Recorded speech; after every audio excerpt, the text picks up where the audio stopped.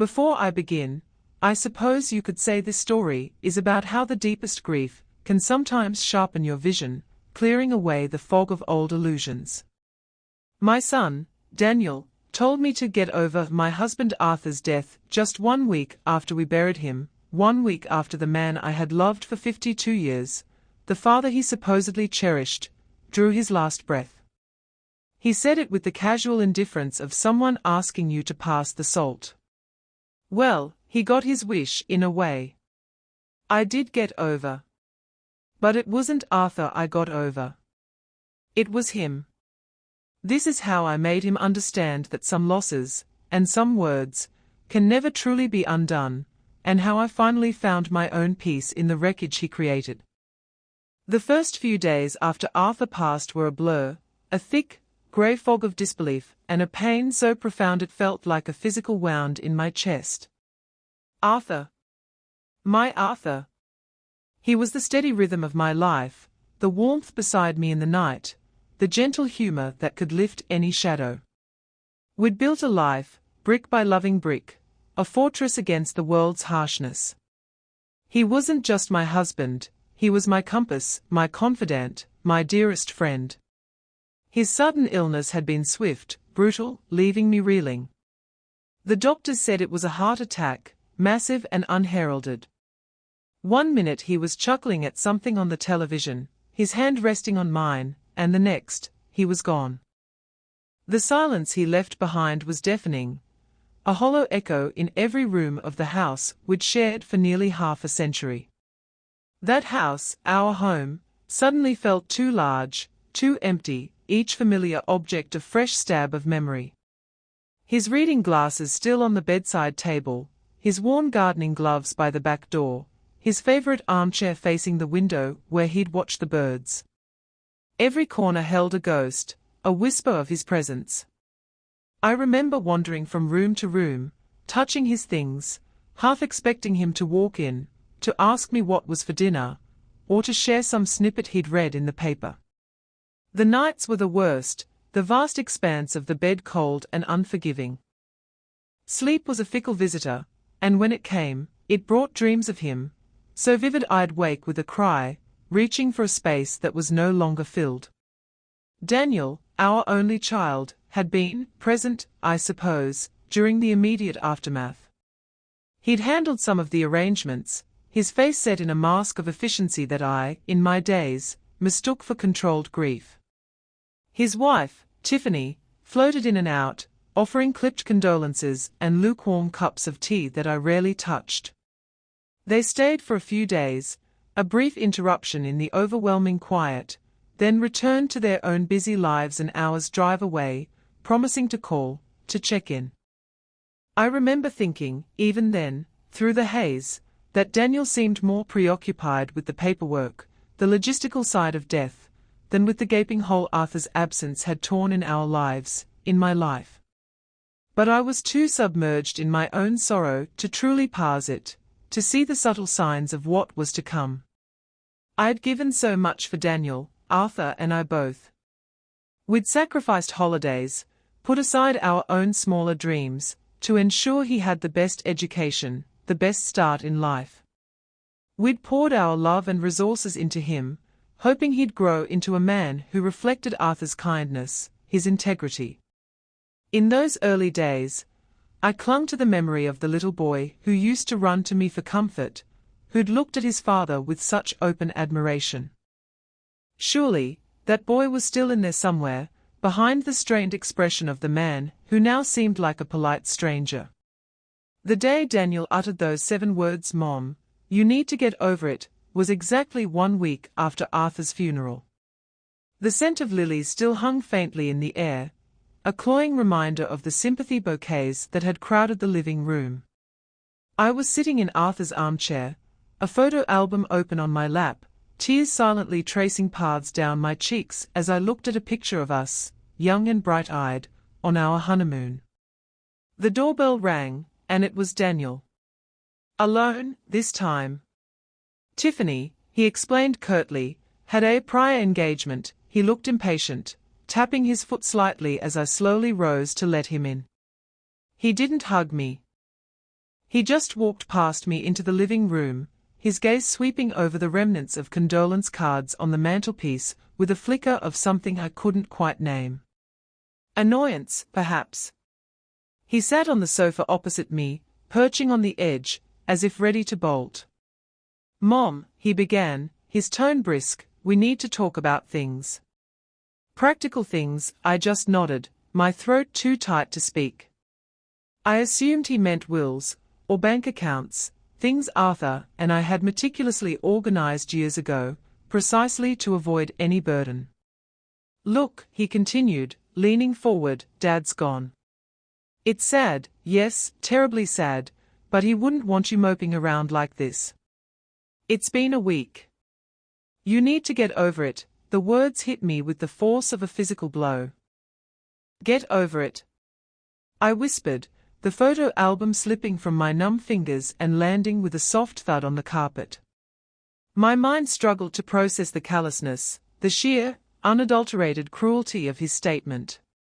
Arthur, my husband of 52 years, the man who had raised him, loved him, provided for him, reduced to something one simply gets over, like a common cold or a minor inconvenience. 1 week.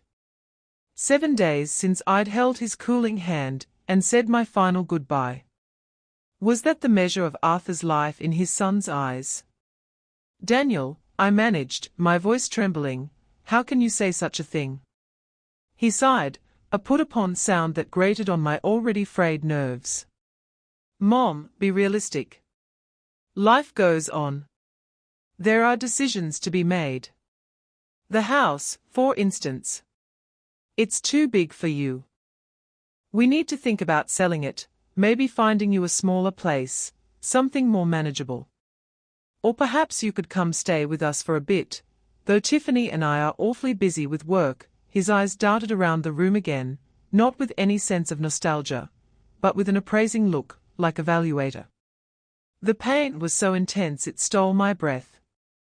It wasn't just the words themselves, but the casual delivery, the underlying implication that my grief was an inconvenience, a roadblock to his practical considerations.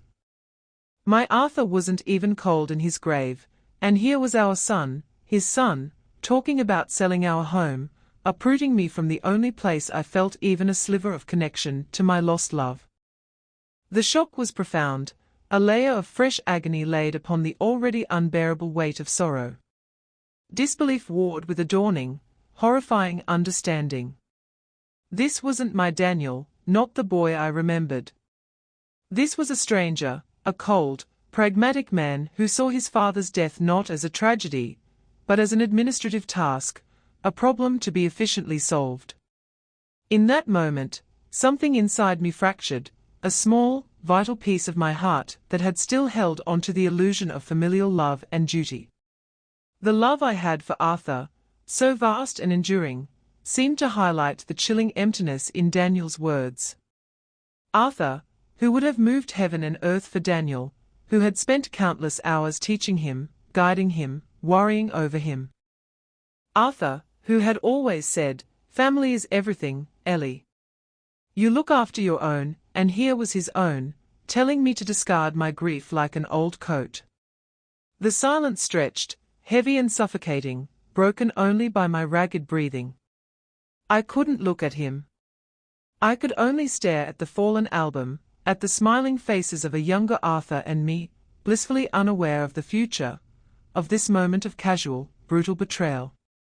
The words echoed, "Get over it," and in that echo, I heard the death knell not just of my hope for solace from my son, but perhaps of the son I thought I knew. The days that followed Daniel's pronouncement were a desolate landscape. His words replayed in my mind, each syllable a fresh twist of the knife.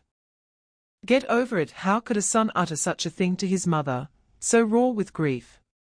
Each morning I woke to the crushing reality of Arthur's absence, and now, layered on top, was the bitter sting of Daniel's heartlessness. It was a double bereavement, in a way.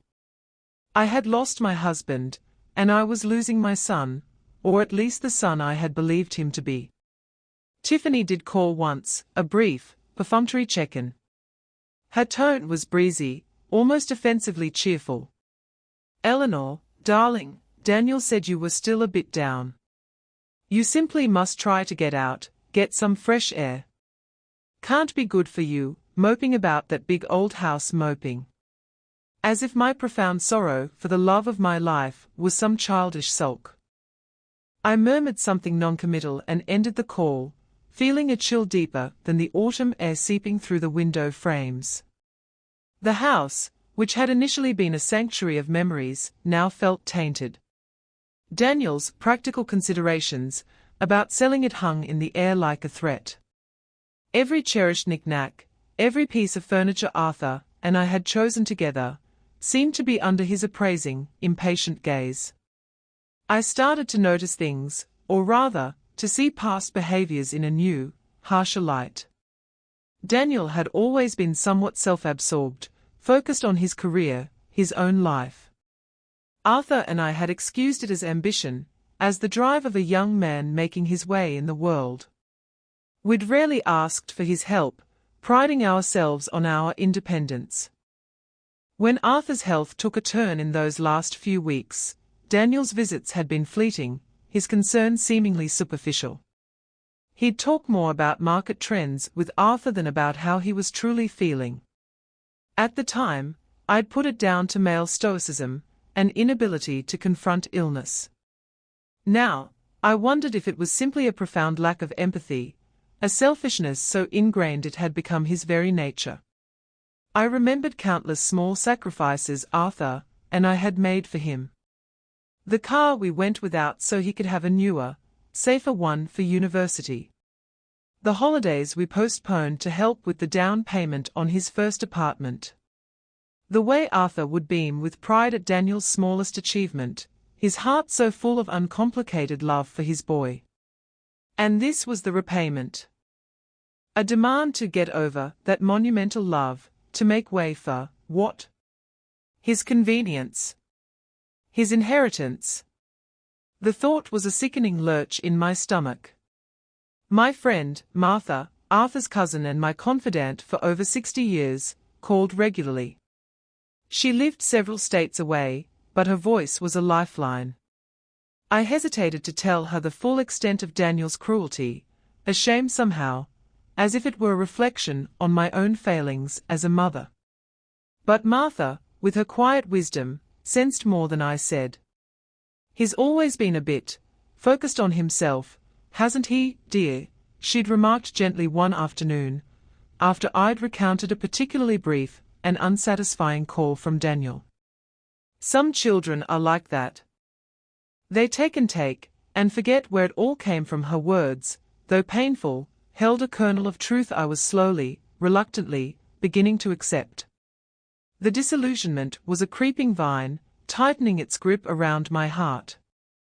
The son I had loved, the son I had believed would be a comfort in my old age, was revealing himself to be someone I barely recognized, someone whose priorities were so far removed from love, loyalty, and respect that it left me cold. My grief for Arthur was pure, a clean pain, however deep. This new pain, this disillusionment with Daniel, was dirty, complex, tinged with anger and a profound sense of betrayal. And it was in the fertile ground of that anger that a new, unexpected seed began to germinate. The last straw, as they say, wasn't a dramatic explosion, but a quiet, insidious pressure that became unbearable. A few weeks after his initial pronouncement, Daniel started calling more frequently, but not to ask how I was coping with my grief. His calls were invariably focused on the estate, as he termed it. Mom, have you thought any more about listing the house? The market's quite good right now for sellers in your area, or have you located all of Dad's investment paperwork? It would be good to get a handle on the financials. Each call felt like a nudge, a persistent prod towards erasing Arthur's presence, and by extension, my life with him, as quickly as possible. Tiffany, too, would chime in on speakerphone sometimes, her voice syrupy sweet, but with an underlying edge of impatience. Eleanor, we were just thinking, a nice, modern condo would be so much less upkeep for you. No garden to worry about. You could travel more. Travel. I could barely summon the energy to walk to the mailbox. The implication was clear: my life, as it was in the home I loved, surrounded by Arthur's memories, was an inconvenience to their plans, whatever those might be. The final, definitive turning point came during one such call. Daniel was talking about probate, a word I was beginning to loathe.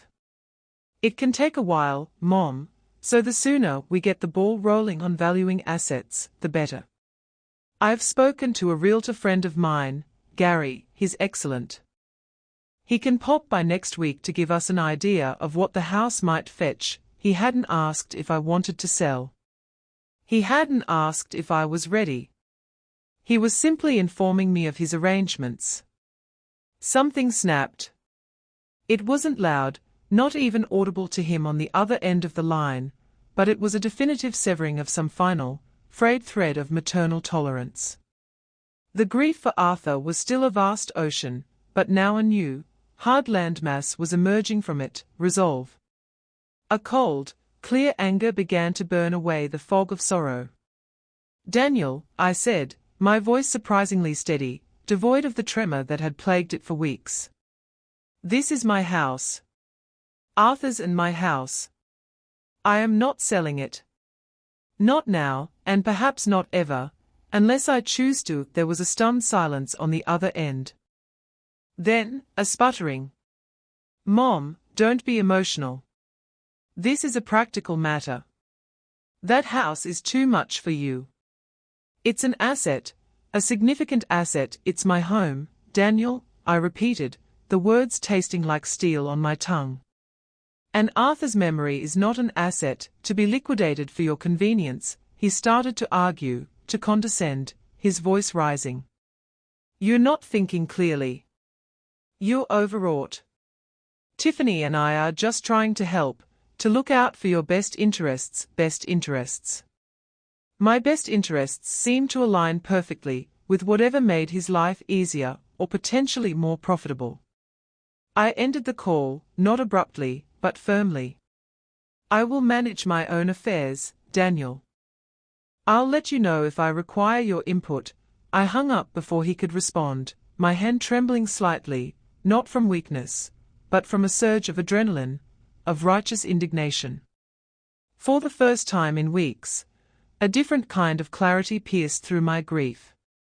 Arthur wouldn't have wanted this. He wouldn't have wanted me to be bullied, to be diminished, to have our life together dismantled by a son who clearly valued property over sentiment, expediency over empathy. He would have wanted me to be strong. And in that moment, I decided I would be. The idea that had been a faint whisper getting over him began to take solid shape. If Daniel was so keen on me getting over things, then perhaps it was time I got over the illusion of him as a loving, supportive son. It was time to protect myself, to protect Arthur's legacy, and to protect my own peace of mind. The underestimation was palpable in his tone, in Tiffany's saccharine suggestions. They saw an old, grieving widow, easily manipulated, easily managed. They were about to find out just how wrong they were. Arthur had always said I was the strong one, the quiet planner. He'd called me his velvet hammer. It was a part of me I hadn't needed to call upon for many years. But now, it was stirring. The decision, once made, brought a strange sense of calm, a sliver of light in the oppressive darkness. My grief for Arthur remained, a constant companion, but it no longer felt entirely paralyzing. Now, it was accompanied by a steely determination, a purpose. My first act was to retrieve the large, sturdy document box Arthur and I had kept in his study. Inside were all our important papers, wills, insurance policies, property deeds, investment statements. Arthur had been meticulous, and he'd always insisted I understand every detail of our finances. One day, Ellie, he'd said, his voice gentle, you might need to manage this on your own. I want you to be prepared, not dependent. How prescient those words now seemed. I spread the documents on the large dining room table, the table where we'd shared countless meals, celebrated birthdays, and where Daniel, as a boy, had done his homework. For several days, I immersed myself in them, reading and rereading every clause, every figure. It wasn't just about understanding, it was about reclaiming control. My next step was to call Martha. I finally told her everything: Daniel's cruel words, his relentless pressure about the house, Tiffany's insincere concern. Martha listened patiently, her occasional murmurs of sympathy a balm to my bruised spirit. "Oh, Eleanor, that boy," she sighed when I finished. "I'm so sorry, dear. But you know what Arthur would say. He'd say, 'Don't let the scoundrel grind you down.' He always had a way with words, didn't he?" We shared a small, sad laugh. "You need a good lawyer, Eleanor," Martha said firmly. "Not just any lawyer. Someone sharp, someone who understands family dynamics, someone who will be in your corner." She promised to ask around, to see if her own solicitor in Chicago knew anyone reputable in my area. True to her word, Martha called back 2 days later with a name: Monica Bellwether. "She's supposed to be excellent, Eleanor. Tough but fair. Specializes in estate planning and elder law. My friend's cousin used her, and couldn't speak highly enough of her." I took a deep breath, and made the call. Monica Bellwether's voice was warm but professional. I briefly outlined my situation, trying to keep the emotion out of my voice, though it was difficult. She listened without interruption and then said, "Mrs. Sterling, I'm very sorry for your loss, and for the added distress your son is causing. I think it would be beneficial for us to meet. Could you come in next week?" The appointment was set. Walking into her elegant, but unpretentious office felt like a significant step. Monica was younger than I expected, perhaps in her late 40s, with intelligent eyes and a calm, reassuring demeanor. I found myself pouring out the whole sorry tale: the grief, Daniel's callousness, the pressure, my fears, and my burgeoning resolve. She listened intently, occasionally making a note, her expression empathetic, but also keenly analytical. When I finally fell silent, exhausted from the telling, she said, "Eleanor, may I call you Eleanor? What your son is doing is, at best, deeply insensitive, and at worst, manipulative. You have every right to grieve in your own time, in your own home. And you have every right to manage your affairs, as you see fit." Her words were like a lifeline. She validated my feelings, my anger, my decisions. We went over my existing will, which Arthur and I had drawn up years ago. It was straightforward, everything to the surviving spouse, and then, upon the death of the second spouse, everything to be divided equally amongst our grandchildren, with Daniel as the executor, and also a primary beneficiary if no grandchildren existed or if they were minors. We only had Daniel, and he had no children. Thus, Daniel stood to inherit everything after me. "This," Monica said, tapping the will, "is where we can start to give you back control and peace of mind, Eleanor. You are under no obligation to leave your estate to anyone you do not wish to. Especially if their recent conduct suggests they are not deserving of such a bequest." The thought of disinheriting Daniel was monumental, a seismic shift. It felt like severing the final tie, an admission of utter failure in our relationship. Yet, wasn't he the one who had severed it, with his cruelty and greed? Monica explained various options: revising the will, setting up trusts, even gifting assets during my lifetime to causes Arthur and I had cared about. "The goal," she said, "is to ensure your wishes are met, and that you are secure and comfortable for the rest of your life, free from pressure."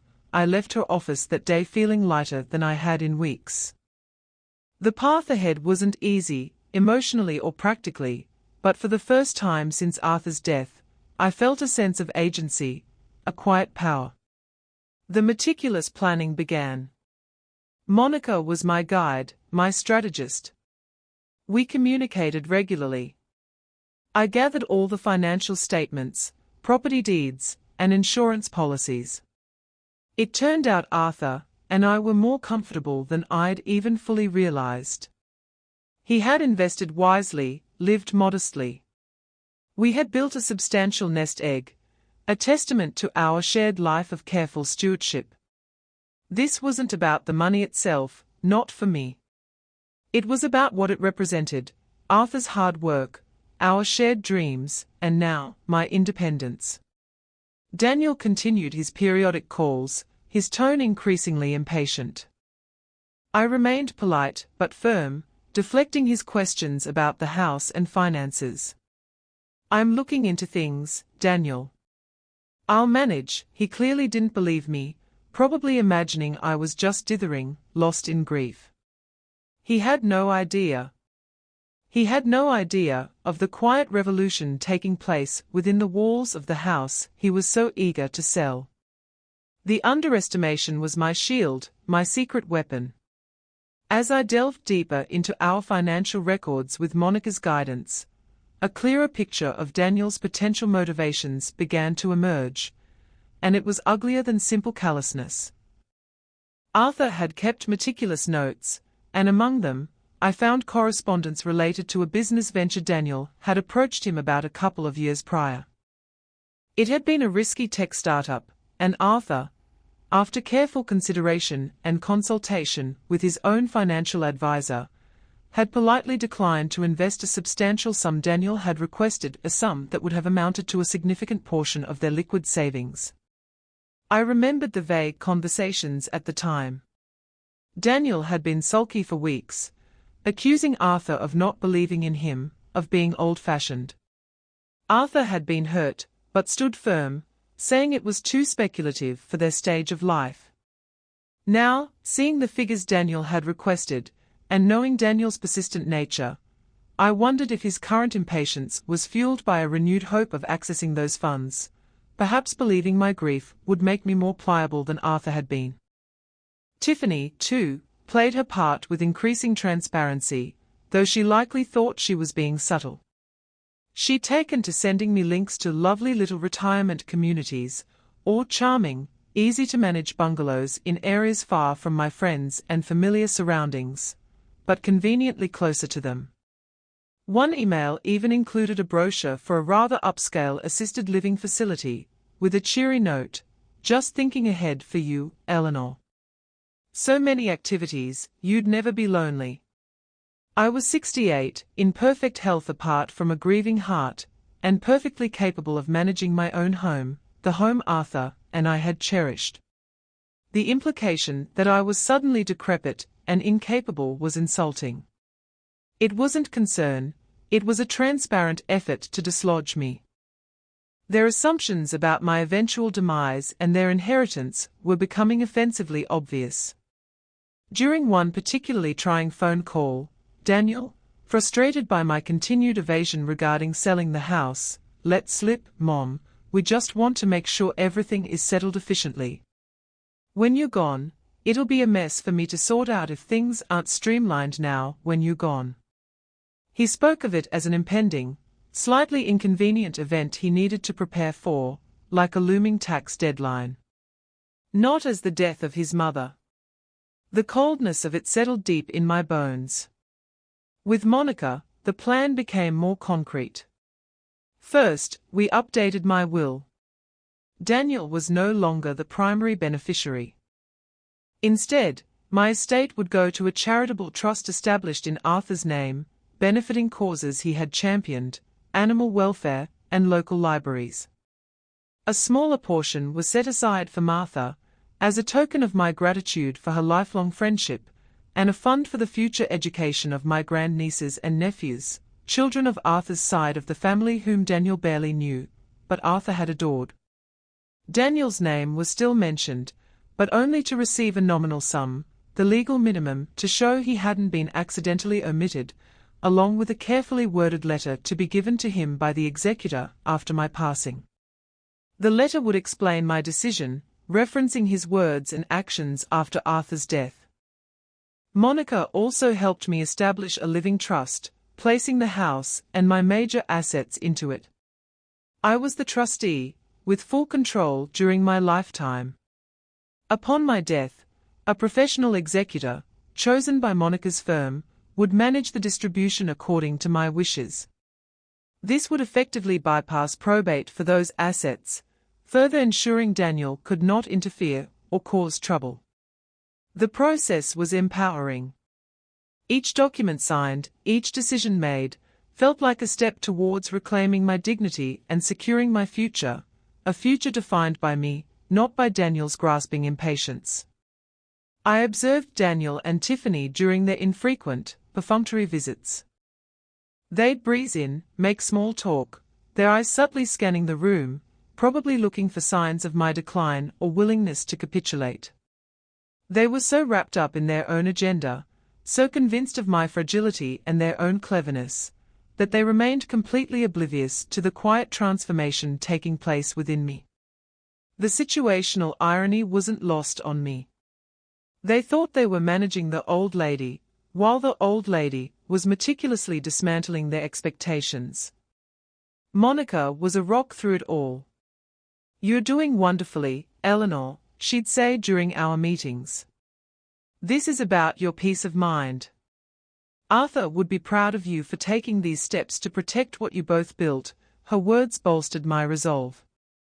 This wasn't about revenge, not in the bitter, corrosive sense. It was about justice, about consequences, and about ensuring Arthur's legacy of kindness and generosity wasn't squandered by selfishness. It was about honoring him by living my own life fully, on my own terms, free from the shadow of their entitlement. The plan was nearly complete.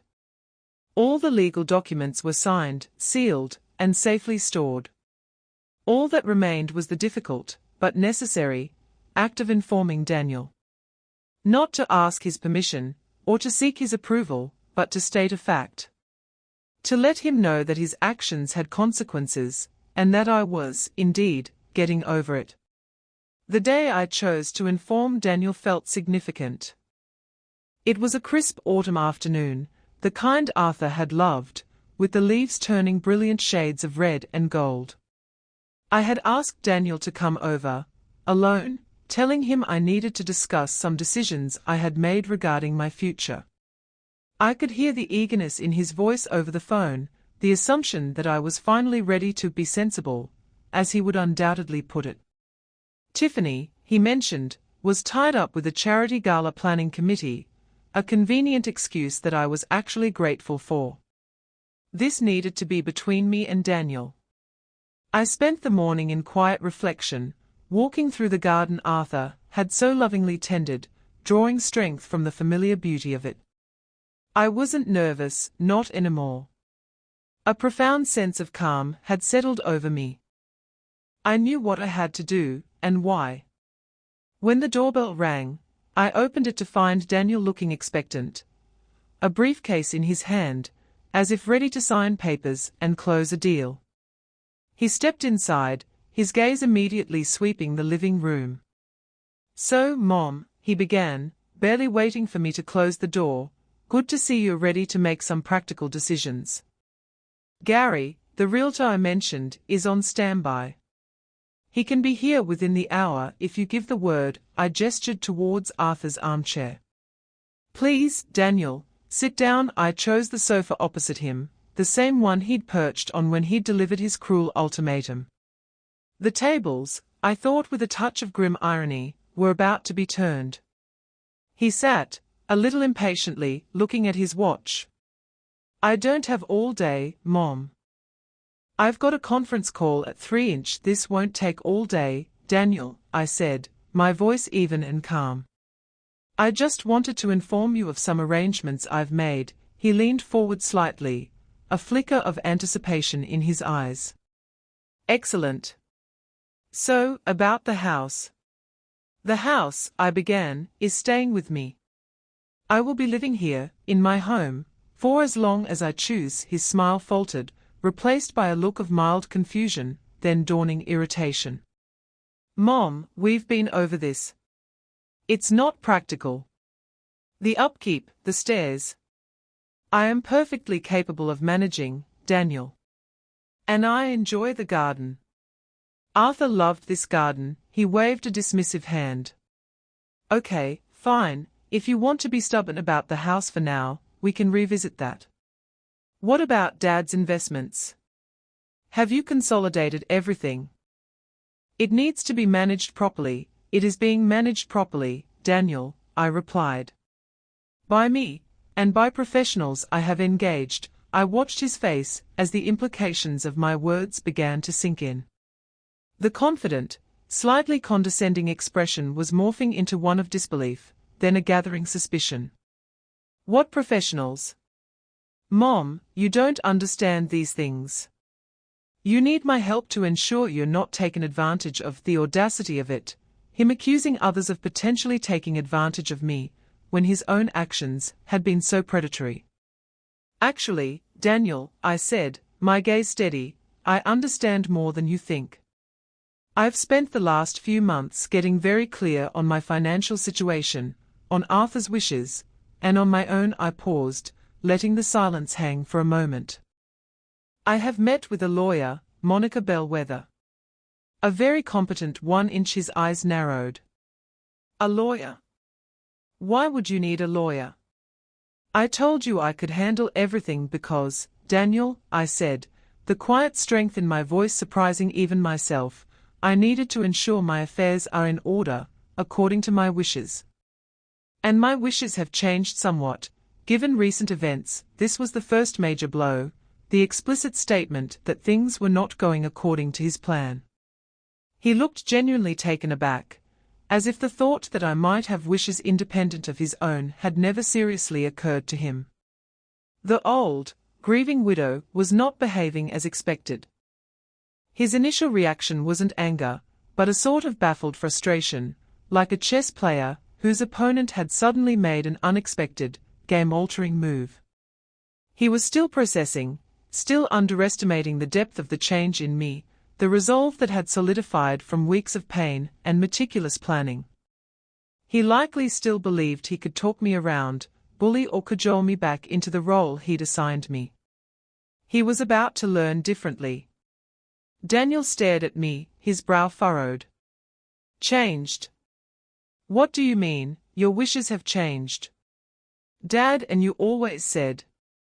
Your father and I made plans based on certain assumptions, Daniel, I interjected, my voice remaining level, though a quiet fire was burning within me. Assumptions about family, about loyalty, about respect. Some of those assumptions, I've recently discovered, were misplaced. He shifted uncomfortably. Mom, if this is about that one comment. I was stressed. We were all grieving. I didn't mean it the way it sounded. That weak attempt at an excuse, so late in the coming, only solidified my resolve. One comment, Daniel.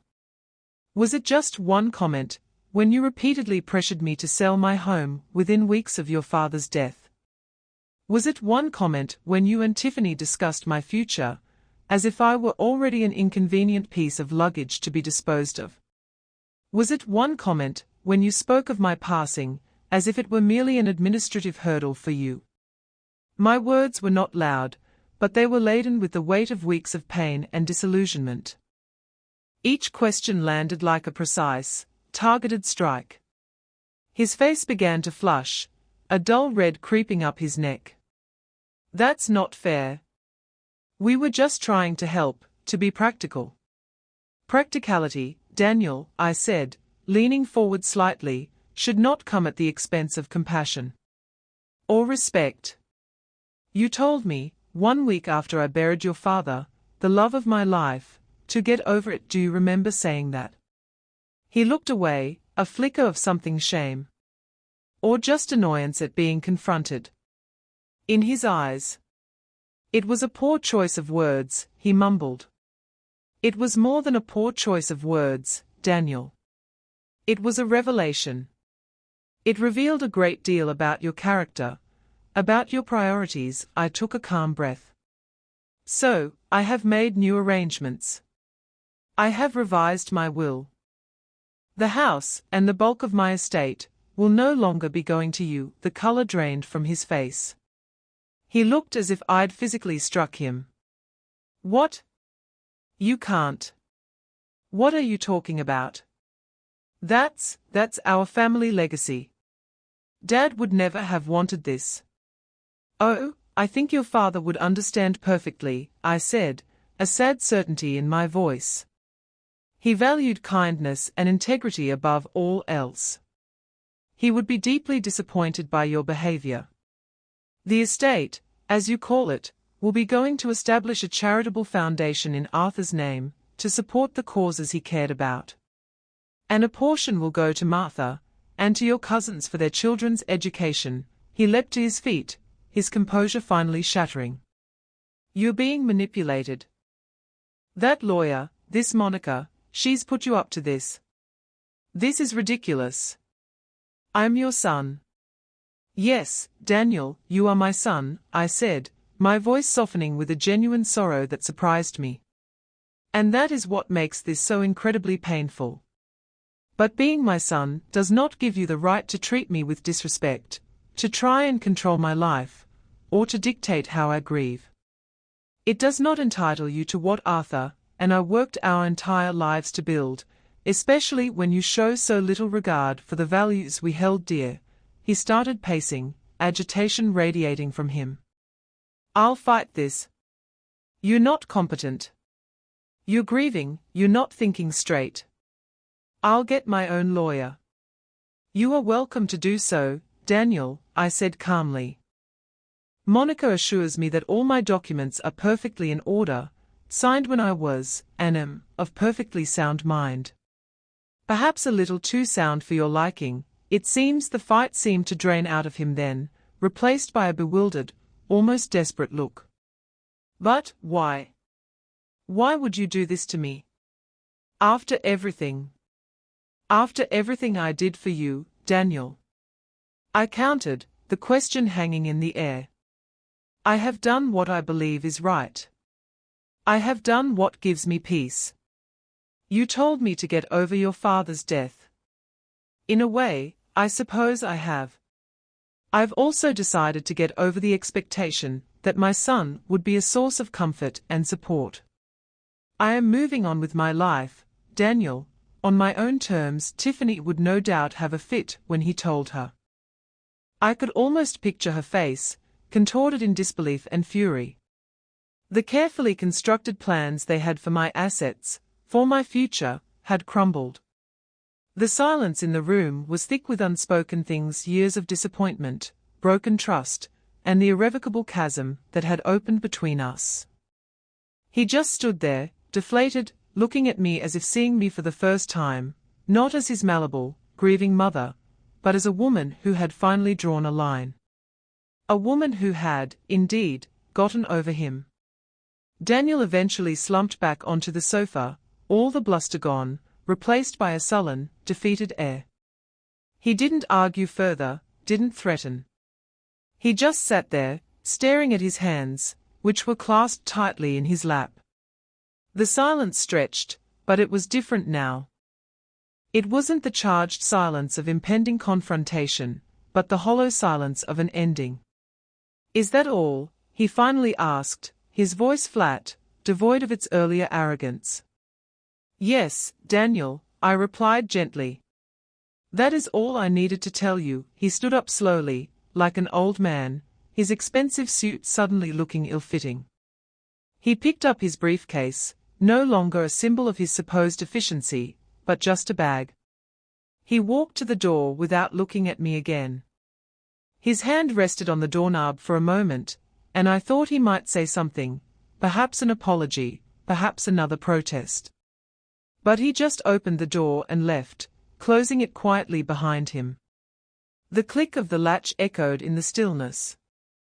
I sat there for a long time, the adrenaline slowly ebbing away, leaving behind a profound weariness, but also a surprising sense of peace. It was done. The hardest part was over. There was a pang of sadness, of course. He was my son. There would always be a part of me that mourned the relationship we once had, or that I had believed we had. But that sadness was now mingled with a quiet strength, a sense of self-preservation and justice. I had stood up for myself, for Arthur's memory, for the sanctity of our life together. I picked up the phone and called Martha. "It's done," I told her, my voice a little shaky but firm. I told him. Martha listened as I recounted the conversation, her support unwavering. "You did the right thing, Eleanor," she said softly. "Arthur would be so proud of the strength you've shown. Now, you can finally begin to heal, truly heal, without that shadow hanging over you." Her words were a comfort. Later that evening, Monica called. I had let her know I would be speaking with Daniel. "How did it go, Eleanor?" she asked, her tone concerned. I described the meeting, Daniel's initial shock, his brief outburst, and his eventual, quiet departure. He seemed deflated, I concluded. "Good," Monica said, a note of satisfaction in her voice. Sometimes, the only way people understand the impact of their actions is when they experience the consequences directly. You stood your ground, Eleanor. You protected yourself and your legacy. That's what matters. The house felt different that night. The oppressive weight of Daniel's expectations, his impatient presence even when he wasn't physically there, had lifted. The room seemed brighter, the air lighter.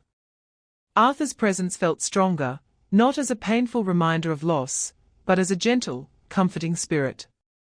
I walked into his study, sat in his old leather chair, and looked at the photograph of us on his desk, the one from our Ruby anniversary, both of us laughing, our eyes full of shared history and enduring love. "Well, Arthur," I whispered to the photograph, "I think I handled that rather well, don't you?" A faint smile touched my lips. I felt his approval, his quiet strength bolstering mine. The journey of grief was far from over, but the path ahead seemed clearer now, less burdened. I was no longer just a grieving widow. I was Eleanor Sterling, a woman in control of her own destiny, a woman who had faced betrayal and found the courage to fight back with quiet dignity and resolve. The process of getting over Daniel had begun, and with it, the true process of healing from Arthur's loss, unmarred by bitterness towards my son. It was a strange, bittersweet liberation. In the months that followed, a new rhythm established itself in my life.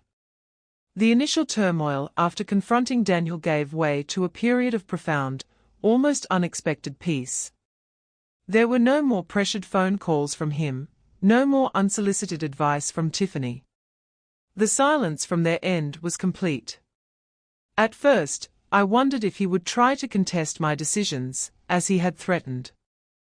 Monica had assured me my position was legally sound, but a small part of me remained braced for a fight. However, no legal papers arrived, no angry letters.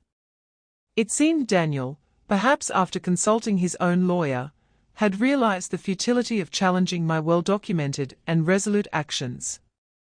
Or perhaps, and this was a sadder thought, he simply didn't care enough to fight for a relationship, only for an inheritance he now knew was lost. My energy, no longer consumed by fending off Daniel's encroachments or navigating my disillusionment with him, began to return. I started tending to Arthur's garden with a renewed sense of purpose. The roses he had babied bloomed magnificently that spring, their fragrance a sweet tribute to his memory.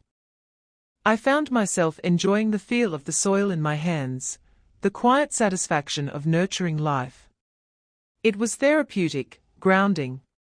I reconnected with old friends, some of whom I had unintentionally neglected in the depths of my grief and the subsequent family drama. Lunches were arranged, leisurely walks taken, conversations shared that were filled with laughter and genuine affection. It was a reminder that while one crucial bond had been irrevocably broken, other valuable connections remained, ready to be nurtured. Martha and I spoke almost daily, our friendship a constant source of strength and comfort.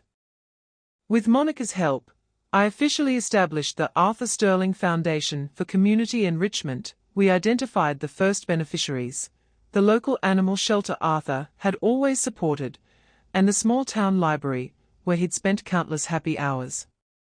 The act of signing those first donation checks brought a warmth to my heart that no amount of money inherited by a grasping son could ever have provided. This was Arthur's true legacy: kindness, generosity, a love for community. I even started volunteering at the library one morning a week, reading to children. Their bright, eager faces were a joy, a reminder of the simple, uncomplicated goodness in the world. The house, once a potential battleground, became my sanctuary. I didn't sell it. I didn't downsize. I reclaimed it. I cleared out some of the heavier furniture that Daniel and Tiffany had always subtly criticized as dated, replacing it with pieces that felt lighter, more reflective of my own tastes now.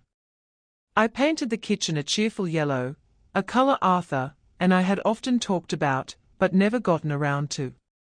Each change was a small act of defining my own space, my own future. There was, of course, a lingering sadness about Daniel. He was, after all, my son. I had loved him, nurtured him, dreamed for him. The loss of that relationship was a wound that would likely never fully heal, but it no longer festered. It was a scar, a reminder of a painful lesson learned. Occasionally, I would hear snippets about him and Tiffany through the grapevine of distant family acquaintances. They were apparently quite put out, telling anyone who would listen a heavily edited version of events where I was portrayed as an erratic, easily influenced old woman who had inexplicably turned against her only son. It saddened me, but it no longer had the power to wound me deeply. Their narrative couldn't touch the truth of my experience, nor could it diminish the peace I had found. My vindication wasn't in their unhappiness, but in my own hard-won serenity. I had faced the cruelty, the disrespect, the blatant greed, and I had not crumbled. I had found my strength, channeled Arthur's quiet integrity, and forged a new path for myself. The peace I felt was profound, earned. It was the peace of knowing I had honored my husband's memory in the best way possible by living a life true to the values we had shared, and by ensuring his legacy would be one of kindness, not a source of bitter contention. Daniel had told me to get over Arthur. Instead, I had gotten over the need for Daniel's approval, his respect, his presence in my life, as it had become. And in doing so, I had finally found the space to truly cherish Arthur's memory, and to build a future filled with purpose, dignity, and a quiet, resilient joy.